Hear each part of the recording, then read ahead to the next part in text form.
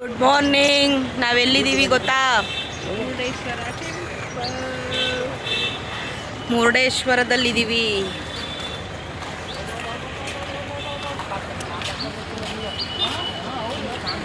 ನಮ್ಮ ಟ್ರಿಪ್ನ 2ನೇ ದಿನ ನಾವು ಮುರುಡೇಶ್ವರದಲ್ಲಿ ಆಲ್ಟ್ ಆಗಿದ್ವಿ. ಅಲ್ಲೇ ನೈಟ್ ಉಳ್ಕೊಂಡ್ವಿ. ಬಟ್ ನೈಟು ಹೋಗೋರು ಬಂದು ದರ್ಶನ ಮಾಡಿಕೊಂಡ್ರು. ಬಟ್ ನಾವು ಬರೋಕ್ಕೆ ಹೋಗಲಿಲ್ಲ, ನೈಟ್ ಆಗಿಬಿಟ್ಟಿತ್ತು. ಇಬ್ಬರೇ ಎಲ್ಲ ಆಟೋದಲ್ಲಿ ಹೋಗ್ಬೇಕಲ್ಲ ಅಂದ್ಬಿಟ್ಟು, ಎಲ್ಲ ಜೊತೇಲಿ ಹೋದರೆ ಚೆಂದ ಅಂದ್ಬಿಟ್ಟು ನಾವು ಸುಮ್ಮನಾಗೋದ್ವಿ. ಮಾರ್ನಿಂಗ್ ಅಲ್ಲಿಂದ ಆಟೋದಲ್ಲಿ ಇಲ್ಲಿಗೆ ರೀಚ್ ಆದ್ವಿ. ಕ್ಯೂ ತುಂಬ ಇತ್ತು. ನೋಡಿ ನಮಗೆ ಏನಪ್ಪ ಅಂತ ಅಂದ್ಬಿಟ್ಟು ಶಾಕ್ ಆಯಿತು. ನೋಡಿದ್ರೆ ಅದು ಬಂದು ಗೋಪುರ ವೀವಿಂಗೋಸ್ಕರ ತುಂಬ ಕ್ಯೂ ನಿಂತಿದ್ರು. ಅದಕ್ಕೂ ತುಂಬ ಚೆನ್ನಾಗಿರುತ್ತೆ. ಮೇಲ್ಗಡೆ ಲಿಫ್ಟಲ್ಲಿ ಕರ್ಕೊಂಡು ಹೋಗ್ತಾರೆ. ಇಷ್ಟು ಅಂತ ಚಾರ್ಜ್ ಇರುತ್ತೆ. ಮೇಲ್ಗಡೆ ಎಲ್ಲ ವೀವಿಂಗ್ ತುಂಬ ಚೆನ್ನಾಗಿರುತ್ತೆ. ಬಟ್ ನಮಗೆ ನೋಡೋಷ್ಟು ಟೈಮ್ ಇರಲಿಲ್ಲ, ಟೈಮ್ ಕಮ್ಮಿ ಇತ್ತು. ಸೊ ನಮಗೆ ಬೇಗ ಬರೋಕ್ಕೆ ಹೇಳಿದರು ಎಲ್ಲರಿಗೂ. ನಮ್ಮ ಗುಂಪಲ್ಲಿ ಒಂದು 2-3 ಗುಂಪುಗಳು ಮಾಡಿಕೊಂಡು ನಾವು ದೇವಸ್ಥಾನನ ತಲುಪಿದ್ವಿ. ಅದಾದಮೇಲೆ ನಾವಿಲ್ಲಿ ನೋಡ್ತಾ ಇರ್ಬೋದು, ಬೀಚು ತುಂಬ ಚೆನ್ನಾಗಿತ್ತು. ಈ ಕಡೆ ಎಲ್ಲ ಫುಲ್ಲು ಬೋಟಿಂಗು, ಫಿಶಿಂಗೋಸ್ಕರ ಬೋಟಿಂಗ್ದು ಇದಿಟ್ಟಿದ್ದಾರೆ. ಬಟ್ ಆ ಕಡೆ ಎಲ್ಲ ಗೇಮಿಂಗೋಸ್ಕರ ಇಟ್ಟಿದ್ದಾರೆ. ಇಲ್ಲಿ ಮತೋಬಾರ ಮುರುಡೇಶ್ವರ ದೇವಸ್ಥಾನ ಅಂತ ಅಂದ್ಬಿಟ್ಟು ಇದೆ. ಮತೋಬಾರ ಅಂದರೆ ಏನಕ್ಕೆ ಹೆಸರು ಬಂತು ಅನ್ನೋ ನನಗೆ ನಿಜ ಗೊತ್ತಿಲ್ಲ. ನಿಮಗೇನಾದರೂ ಗೊತ್ತಿದ್ದರೆ ದಯವಿಟ್ಟು ಕಮೆಂಟ್ ಮಾಡಿ ಏನಕ್ಕೋಸ್ಕರ ಅಂತ. ಆಮೇಲೆ ನಾವು ಕ್ಯೂನಲ್ಲಿ ನಿಂತ್ಕೊಂಡು ದೇವ್ರ ದರ್ಶನನ ಮುಗಿಸ್ಕೊಂಡು, ಇದು ಬಂದು ಮೂಲ ದೇವರು. ಬಟ್ ನಾವಲ್ಲಿ ತಗೊಳಕ್ಕಾಗಲಿಲ್ಲ ಅಂದ್ಬಿಟ್ಟು ಫೋಟೋದಲ್ಲಿ ಇತ್ತು ಅಂದ್ಬಿಟ್ಟು ನಾನು ಅದನ್ನು ಕ್ಯಾಪ್ಚರ್ ಮಾಡಿದೆ. ಆಮೇಲೆ ಈಚೆ ಬಂದಾದಮೇಲೆ ದರ್ಶನ ಮುಗಿಸ್ಕೊಂಡು, ದರ್ಶನ ಅಂತೂ ತುಂಬ ಚೆನ್ನಾಗಾಯಿತು. ಇದು ಬಂದು ಗಣೇಶನ ದೇವಸ್ಥಾನ. ಆ ಕಡೆ ಸುಬ್ರಹ್ಮಣ್ಯಂದು, ಆಂಜನೇಯಂದು ಆ ಥರ ದೇವಸ್ಥಾನಗಳಿದ್ದಾವೆ. ಅದಾದಮೇಲೆ ಇಲ್ಲಿ ಪಾರ್ವತಿ ದೇವಿದು ಕೂಡ ಒಂದು ದೇವಸ್ಥಾನ ಇದೆ. ಅದಾದಮೇಲೆ ಲೆಫ್ಟಲ್ಲಿ ನಿಮಗೆ ಮಾರ್ಬಲಲ್ಲಿ ದೇವ್ರುಗಳದ್ದು ಸ್ಟ್ಯಾಚು ಇಟ್ಟಿದ್ದಾರೆ. ಗಣೇಶ, ಪಾರ್ವತಿಗೆ ಮತ್ತು ಈಶ್ವರ, ರಾಮ ಆ ಥರದ್ದೆಲ್ಲನೂ ಇಟ್ಟಿದ್ದಾರೆ. ತುಂಬ ಚೆನ್ನಾಗಿತ್ತು. ಗ್ಲಾಸಲ್ಲಿ ಕವರ್ ಮಾಡಿದ್ದಾರೆ ಅಂದರೆ ನೀವೇ ಅರ್ಥ ಮಾಡ್ಕೊಳ್ಳಿ, ಮುಟ್ಟಿ ಗಲೀಜು ಮಾಡ್ತಾನೆ ಅಂತ ಹಂಗೆ ಮಾಡಿರ್ತಾರೆ.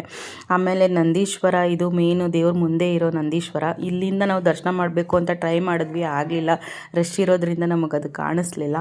ಪಕ್ಕ ಬೀಚಲ್ಲಿ ಎಲ್ಲ ಗೇಮ್ ಆಡಿಸ್ತಾಯಿದ್ರು. ನಾನು ನಮ್ಮ ತಂಗಿ ಪ್ಲ್ಯಾನ್ ಮಾಡ್ಕೊಂಡ್ವಿ ಆ್ಯಕ್ಚುಲಿ, ಮುಂದಿನ ಸತಿ ಮಕ್ಕಳನ್ನೆಲ್ಲ ಕರ್ಕೊಬಂದು ಆಟ ಆಡೋಕ್ಕೆ ಅಂತಲೇ ಬರಬೇಕು ಅಂತ. ಗೋಪುರ ಅಂತೂ ತುಂಬ ಚೆನ್ನಾಗಿತ್ತು ಈಚೆಗಡೆಯಿಂದ ನೋಡೋಕ್ಕೆ. ಆಮೇಲೆ ಅದ್ರ ಪಕ್ಕನೇ ಈ ಕಡೆಗೆ ಬರಬೇಕು ಮ್ಯೂಸಿಯಮಿಗೆ. ದೂರ ಏನಿಲ್ಲ, ವ್ಯಾಕಬಲ್ ಡಿಸ್ಟೆನ್ಸಲ್ಲೇ ಇದೆ, ಬರ್ಬೋದು. ಬಟ್ ಸ್ವಲ್ಪ ಮೆಟ್ಲು 2 ಸ್ಟೆಪ್ ಮೆಟ್ಲು ಹತ್ತಬೇಕಷ್ಟೆ. ಅದಾದಮೇಲೆ ಅಲ್ಲಿ ಮ್ಯೂಸಿಯಮ್ ಸಿಗುತ್ತೆ ನಮಗೆ. ಇದು ಬಂದು ನೀವು ನೋಡೇ ಇರ್ತೀರ ಎಲ್ಲ ಫೋಟೋಗಳಲ್ಲಿ. ಇದರಲ್ಲಿ ಈ ಸ್ಟ್ಯಾಚು ಬಂದು ತುಂಬ ಫೇಮಸ್ ಸ್ಟ್ಯಾಚು ಅದು. ಬಟ್ ಏನಂದರೆ ಸ್ವಲ್ಪ ಈಗ ರೀಕನ್ಸ್ಟ್ರಕ್ಷನ್ ಮಾಡ್ತಾ ಇದ್ದಾರೆ ಅನಿಸುತ್ತೆ. ಕೃಷ್ಣನ ಸ್ಟ್ಯಾಚುನೂ ಇತ್ತು, ರಥ ಓಡಿಸ್ತಾ ಇರೋದು, ಅದು ನಂಗೆ ತುಂಬ ಇಷ್ಟ ಆಯಿತು. ಸೊ ಅದಕ್ಕೋಸ್ಕರ ಅದನ್ನು ಕೂಡ ಕ್ಯಾಪ್ಚರ್ ಮಾಡಿಕೊಂಡು ನಾವು ಮ್ಯೂಸಿಯಮ್ ಒಳಗಡೆ ಎಂಟ್ರಿ ಆದ್ವಿ. ಇದು ಬಂದು ಒಂದು ಹಿಸ್ಟಾರಿಕಲ್ ಸ್ಟೋರಿ. ಆತ್ಮಲಿಂಗಕ್ಕೋಸ್ಕರ ಈ ದೇವಸ್ಥಾನ ಹೇಗಾಯಿತು ಅಂತ ಅಂದ್ಬಿಟ್ಟು ಅದು ಒಂದು ಸ್ಟೋರಿನ ಮಾಡಿದ್ದಾರೆ. ತಪಸ್ಸನ್ನ ಮಾಡ್ತಾ ಇರೋದನ್ನ ಹೋಗ್ಬಿಟ್ಟು ನಾರದರು ನೋಡಿ ಭಯ ಆಗಿ ಅದನ್ನು ನಾರಾಯಣ ಸ್ವಾಮಿಗೆ ಹೇಳಿ, ಅವರು ಏನು ಮಾಡಬೇಕು ಅಂತ ಪ್ಲ್ಯಾನ್ ಮಾಡಿಕೊಂಡು ಶಿವ ಅವ್ರ ಹತ್ರ ಬಂದು ಹೇಳಿದಾಗ, ಅವರು ಈ ಆತ್ಮಲಿಂಗಕ್ಕೋಸ್ಕರ ಈ ಥರ ರಾವಣ ಈ ಥರ ತಪಸ್ಸನ್ನ ಮಾಡ್ತಾ ಇದ್ದಾರೆ ಅಂತ ಅಂದ್ಬಿಟ್ಟು ಗೊತ್ತಾದಾಗ ಪಾರ್ವತಿನೂ ಕೂಡ ಶಾಕ್ ಆಗ್ತಾರೆ. ಈಗ ಆತ್ಮಲಿಂಗನೇ ಕೊಟ್ಬಿಟ್ರೆ ದೇವರ ನಮ್ಮ ಇದ್ರದ್ದು ಗತಿ ಏನು ಅಂತ ಅಂದ್ಬಿಟ್ಟು. ಅಲ್ಲಿಂದ ನನಗೆ ಗೊತ್ತಿರೋ ಸ್ಟೋರಿ ಇಷ್ಟೇ. ಏನಪ್ಪ ಅಂತಂದರೆ, ಆತ್ಮಲಿಂಗಕ್ಕೋಸ್ಕರ ರಾವಣ ಅವರು ತಪಸ್ಸನ್ನು ಮಾಡ್ತಾರೆ. ಅದನ್ನು ಕೊಡಲೇಬೇಕಾದಂಥ ಸಂದರ್ಭ ಬರುತ್ತೆ. ಆಮೇಲೆ ಅದನ್ನು ಕೊಟ್ಟಾಗ ಸಂಧ್ಯಾ ವಂದನೆಗೋಸ್ಕರ ಅವರು ತಗೊಂಡು ಬರಬೇಕಾದ್ರೆ ಸಂಧ್ಯಾ ಸಂಜೆ ಆಗ್ಬಿಟ್ಟಿರುತ್ತಲ್ಲ, ಸಂಧ್ಯಾ ವಂದನೆಗೋಸ್ಕರ ಅವರು ಸಮುದ್ರ ತೀರಕ್ಕೆ ಬಂದಾಗ ಯಾರು ಕೈಗೂ ಇದನ್ನು ಕೊಡೋದು, ಇದನ್ನು ನೆಲಕ್ಕೆ ಇಡಬೇಡ ಅಂತ ಹೇಳಿರ್ತಾರೆ. ಅದನ್ನು ಜ್ಞಾಪಿಸ್ಕೊಂಡು ಯಾರ ಕೈಗಾದರೂ ಕೊಡಬೇಕು ಅಂತ ಅಂದಾಗ ಯಾರೂ ಸಿಗೋದಿಲ್ಲ. ಗಣೇಶ ಬಂದು ಬಾಲಕನ ರೂಪದಲ್ಲಿ ಬಂದು ಅದನ್ನು ಈಸ್ಕೊತಾರೆ. ಅವ್ರು ಕಂಡೀಷನ್ ಹಾಕಿರ್ತಾರೆ, 3 ಸರಿ ಕೂಗ್ತೀನಿ, ನೀವೇನಾದರೂ ಬಂದಿಲ್ಲ ಅಂತಂದರೆ ನಾನು ಅದನ್ನು ನೆಲಕ್ಕೆ ಇಟ್ಬಿಡ್ತೀನಿ ಅಂತ. ಅವ್ರು ಬರೋಷ್ಟರಲ್ಲಿ ಬೇಕು ಅಂತ ಗಣೇಶ ಏನು ಮಾಡ್ತಾರೆ, ನೆಲಕ್ಕೆ ಇಟ್ಬಿಡ್ತಾರೆ. ಆಮೇಲೆ ಗಣೇಶನಿಗೆ ರಾವಣ ಹೊಡಿತಾರೆ. ಅದೂ ಒಂದು ಇಡಗುಂಜಿದು ಗಣೇಶಂದು ಅದು ಇರಬೇಕು, ಅದು ಸ್ಟ್ಯಾಚು. ಅದೆಲ್ಲಿದೆ ಅದು ಬಂದು ಗೊತ್ತಿಲ್ಲ ನನಗೂ.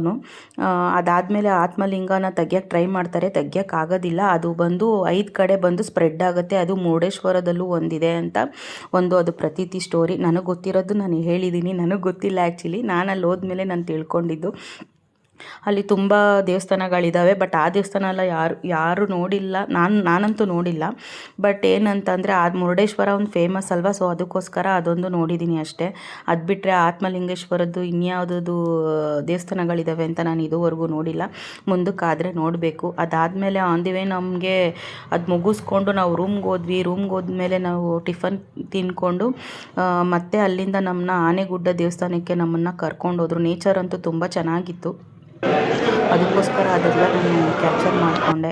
ಇದು ಬಂದು ಆನೆಗುಡ್ಡ ದೇವಸ್ಥಾನ. ದೇವ್ರನ್ನಂತೂ ಹಿಡಿಯೋಕ್ಕಾಗಲಿಲ್ಲ, ಸೊ ಅಲ್ಲಿ ಒಂದು ಫೋಟೋ ಹಾಕಿದ್ರು, ಸೊ ತುಂಬ ಚೆನ್ನಾಗಿತ್ತು ಅಂದ್ಬಿಟ್ಟು ಅದನ್ನು ಕ್ಯಾಪ್ಚರ್ ಮಾಡಿದೆ. ಆನೆಗುಡ್ಡದ್ದು ದೇವಸ್ಥಾನದ ಮುಂದೆ ಮಾತ್ರ ನಾನು ಕ್ಯಾಪ್ಚರ್ ಮಾಡೋಕ್ಕಾಯಿತು, ಸೊ ಅದಕ್ಕೋಸ್ಕರ ನಾನಿಲ್ಲಿ ಮುಂದುಗಡೆ ಮಾಡ್ತಾಯಿದ್ದೀನಿ. ಇದು ನೋಡಿದ್ರೆ ನನಗೆ ಸೇಮ್ ಇದು ಸೌತಡ್ಕ ಗಣಪತಿನ ನೋಡ್ದಂಗೆ ಅನಿಸ್ತು, ಬಟ್ ಸ್ವಲ್ಪ ಬೇರೆ ಬೇರೆ ಅನ್ನಿಸ್ತು. ಇವ್ರು ನಮಗೆ ಟ್ರಿಪ್ ಕರ್ಕೊಬಂದಿದ್ದು ಮ್ಯಾನೇಜರು. ಎಲ್ಲರನ್ನೂ ಟೈಮಿಗೆ ಕರೆಕ್ಟಾಗಿ ಬಸ್ ಹತ್ತಿಸ್ಬೇಕಲ್ವ, ಸೊ ಅದನ್ನು ಅವರು ರೆಸ್ಪಾನ್ಸಿಬಿಲಿಟಿನ ಅವರು ಇದು ಮಾಡ್ತಾಯಿದ್ರು.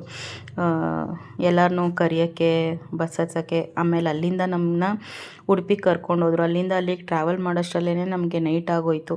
ಬಸ್ಸಲ್ಲೆಲ್ಲ ಡ್ಯಾನ್ಸ್ ಆಡಬೇಕು ಅಂತ ಅಂದ್ಬಿಟ್ಟು ಲೈಟು ಸಾಂಗು ಎಲ್ಲ ಜೋರಾಗಿ ಹಾಕಿದ್ರು. ಯಾರೂ ಕೂಡ ಎದ್ದು ಬಂದು ಮಾಡಲಿಲ್ಲ, ಯಾಕಂದರೆ ಎಲ್ಲರೂ ಕೂಡ ತುಂಬ ಟಯರ್ಡ್ ಆಗಿದ್ದರು. ಯಾಕಂದರೆ ಕ್ರಿಸ್ಮಸ್ ಆಗಿರೋದ್ರಿಂದ ಸ್ವಲ್ಪ ಎಲ್ಲ ದೇವಸ್ಥಾನಗಳಲ್ಲೂ ರಶ್ ಇತ್ತು, ರಜಾ ಬೇರೆ ಅಲ್ವಾ, ಸೊ ಅದಕ್ಕೋಸ್ಕರ ರಶ್ ಇತ್ತು. ನಮಗೂ ಟಯರ್ಡ್ ಆಗಿಬಿಟ್ಟಿತ್ತು. ಹಂಗೂ ನನ್ನ ತಂಗಿ ಎದ್ಲು, ಬಟ್ ಯಾರೂ ಎದ್ದೊಳ್ಳಿಲ್ಲ. ಸಾಂಗ್ನ ಚೆನ್ನಾಗಿ ಜೋರಾಗಿ ಹಾಕ್ಕೊಂಡು ಎಲ್ಲ ಥರ ಮಾಡಿದ್ರು, ಎಂಜಾಯ್ಮೆಂಟು. ಅದಾದಮೇಲೆ ನಾವು ನೈಟು ತಲುಪಿದ್ದು ಉಡುಪಿಗೆ ಬರೋಷ್ಟರಲ್ಲೇ ನಮಗೆ ಟೈಮ್ ಆಗಿಬಿಟ್ಟಿತ್ತು, ಮತ್ತು ರಶ್ಶು ತುಂಬ ಇತ್ತು. ಎಲ್ಲಿವರೆಗೂ ರಶ್ ಇತ್ತು ಅಂದರೆ ಆ ರಶ್ ನೋಡೇ ನಮಗೆ ನಿಜ ಶಾಕ್ ಆಗೋಯಿತು. ಯಾವ ದೇವಸ್ಥಾನದಲ್ಲೂ ಇಷ್ಟು ರಶ್ ಇರಲಿಲ್ಲ, ತುಂಬ ರಶ್ ಇತ್ತು. ಮತ್ತು ನಾವು ಕ್ಯೂನಲ್ಲಿ ನಿಂತ್ಕೊಂಡ್ರು ಇನ್ನೂ ಟೈಮ್ ಆಗಿಬಿಡುತ್ತೆ ಅಂತ ಅಂದ್ಬಿಟ್ಟು ಯಾರೂ ಕೂಡ ಬಂದವ್ರು ಯಾರೂ ಕೂಡ ಹೋಗಲಿಲ್ಲ ದರ್ಶನಕ್ಕೆ. ಯಾಕಂದರೆ ದುಡ್ಡು ಕೊಟ್ಬಿಟ್ಟು ಹೋದ್ರೂ ನಮಗೆ ದರ್ಶನ ಸಿಗೋದು ಇದಾಗ್ಬಿಟ್ಟಿತ್ತು, ಅಷ್ಟು ರಶ್ ಇತ್ತು. ಅಲಂಕಾರನೂ ತುಂಬ ಚೆನ್ನಾಗಿ ಮಾಡಿದರು, ಡೆಕೋರೇಟಿವ್ ಆಗಿ. ಲೈಟಿಂಗ್ಸು ಎಲ್ಲ ನೋಡ್ತಿರ್ಬೋದು ನೀವು. ಇದು ಆಮೇಲೆ ನಾವು ಅಲ್ಲಿ ಊಟ ಮುಗಿಸ್ಕೊಂಡು ಅಲ್ಲಿಂದ ಹೊರಟ್ಬಿಟ್ಟು ನಮ್ಮನ್ನ ಕಟೀಲಿಗೆ ರೂಮ್ ಮಾಡಿ ಕೊಟ್ಟಿದ್ದರು. ಬಟ್ ನಮಗೆ ಅಲ್ಲಿ ಉಳಿಯೋಕ್ಕಾಗಲಿಲ್ಲ, ಯಾಕಂದರೆ ಆಲ್ರೆಡಿ ನಾವು ಅಲ್ಲಿಂದ ಕಟೀಲಿಗೆ ಬರೋಷ್ಟರಲ್ಲಿ ತುಂಬ ದೂರ ಆಗಿತ್ತು, ನೈಟ್ ಆಗಿತ್ತು. ಈ ವಿಡಿಯೋ ನಿಮಗೆ ಇಲ್ಲಿವರೆಗೂ ಇಷ್ಟ ಆಗಿದ್ದರೆ ಥ್ಯಾಂಕ್ ಯು ಸೋ ಮಚ್.